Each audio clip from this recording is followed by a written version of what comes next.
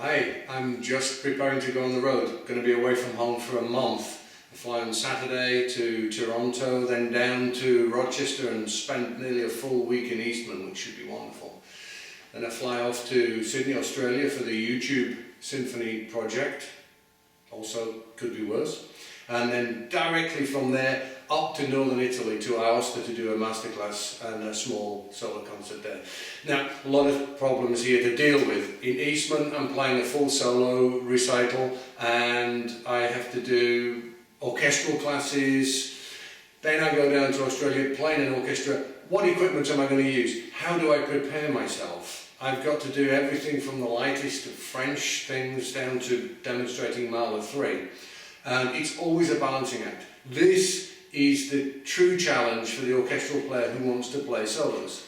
And if you look here, you'll see what I've been messing with. Here I have a standard slide, here I have a lighter wet silver slide.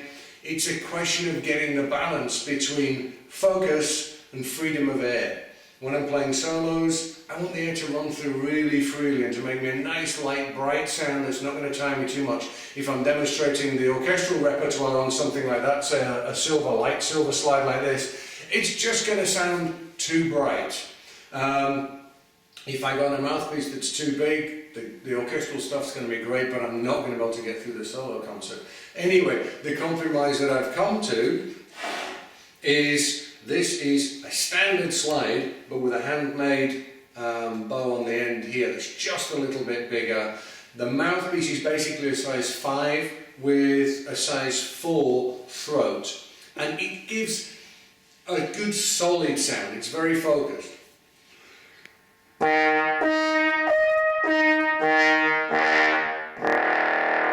So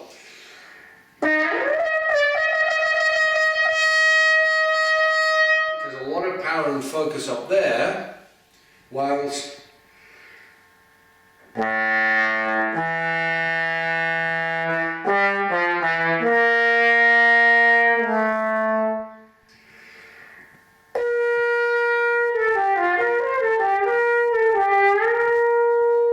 been good for demonstrating the orchestral things. The weakness is it comes back on me a little bit in the middle register.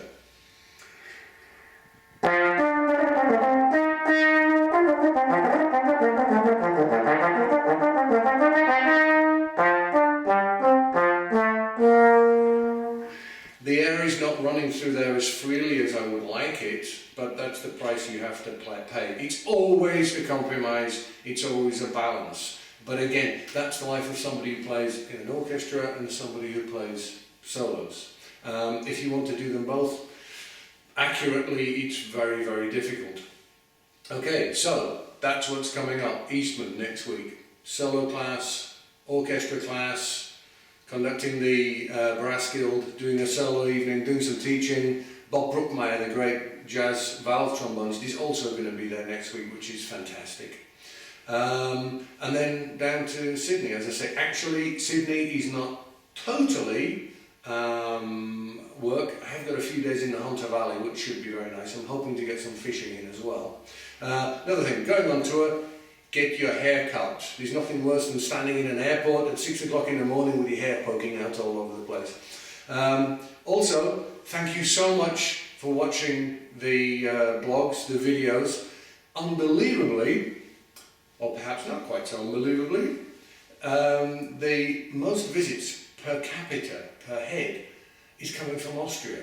I don't have an awful lot of contact with Austrian trombonists because I'm too busy working when I'm here, but the Austrian trombone community seems to be following the blog very much.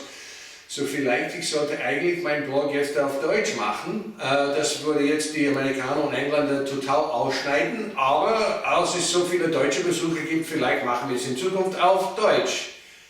But then the Americans and the Spaniards and the English didn't understand that, did you? Probably. Anyway, I'm off for my travels. I'm going to send an update from Eastman and from Australia. Keep watching. Thank you very much.